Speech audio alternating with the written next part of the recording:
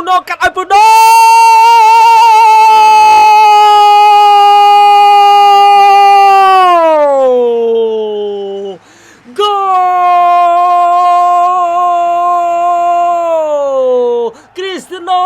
Cristiano Ronaldo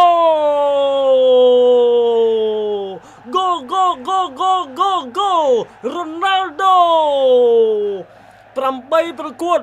សុទ្ធបញ្ចូលទីឲ្យក្រុមជម្រើសជាតិប៉ូទុយហ្គាល់ចំនួន7គ្រាប់40ឆ្នាំហើយប៉ុន្តែ Cristiano Ronaldo អាចធ្វើបានយើងមកមើល Nuno Mendes លេងពីប៉ះជាមួយនឹង Bruno ហើយក៏ Nuno កាត់ឲ្យ Cristiano Ronaldo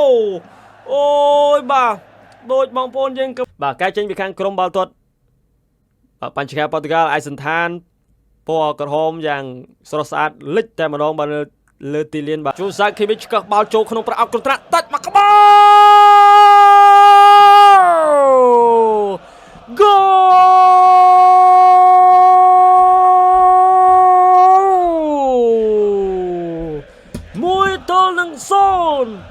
តែបញ្ចូលទីដោយ Florian Wirtz បាទក្រុមអាល្លឺម៉ង់បាកានៅមុខមុនទៅហើយបាទក្នុងលទ្ធផល 1-0 នៃខ្សែប្រយុទ្ធវ័យ22ឆ្នាំយើងមកទស្សនាការទម្លាក់បាល់ថយក្រោយបាទខូចបាល់ហើយក៏ទាញពី Wirtz ខ្លួនឯង Florian Wirtz បាទបញ្ជូនទៅបាល់ទៅក្នុងខ្សែការពារក៏ឆ្កឹះឲ្យ Joseph Kimmich ឆ្កឹះបាល់មករំលងខ្សែការពារដល់ទៅ3រូបហើយ Florian Wirtz តែបាទបំប៉ង់សំណាញ់ទីបានសម្រេចបាល់នេះមិនអបសាយទេរត់ទៅពីខាងក្រោយបាទក្នុងខ្សែការពារស្អាតណាស់អ្នកចាំទីលូតណាស់ដែរប៉ុន្តែលូតជួយមិនបានទេបាទផុតចុងដៃគាត់មកល្មមសំគួរឲ្យ Florian Wirtz បាទគឺតែបំប៉ង់សំណាញ់ទីគ្រាប់បាល់ដំបូងនៅក្នុងការប្រកួតនេះ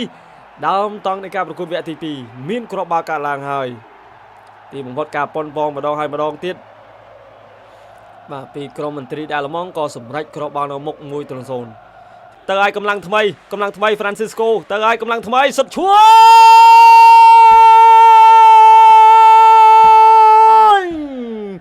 Gol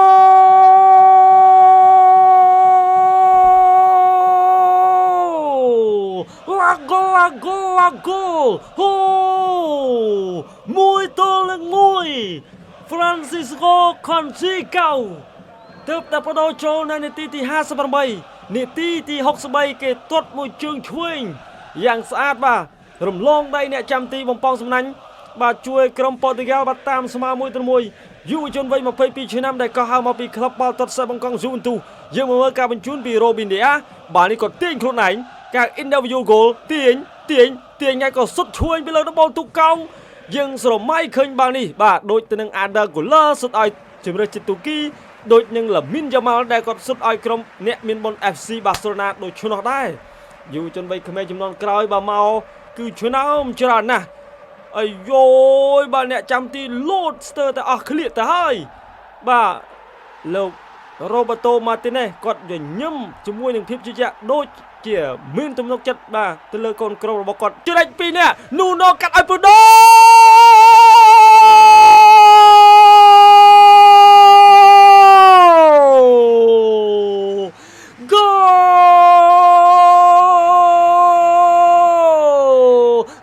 Bruno Cristiano Ronaldo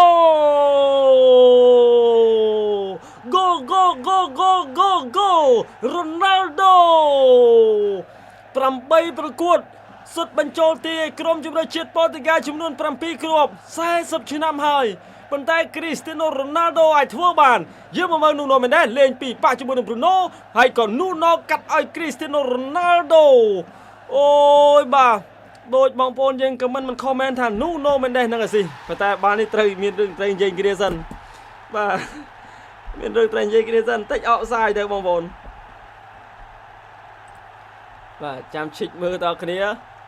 68នាទីសង្ស័យតអកសាយទេគ្រាប់បាល់នេះត្រូវបានឲ្យហើយអបអរសាទរ Cristiano Ronaldo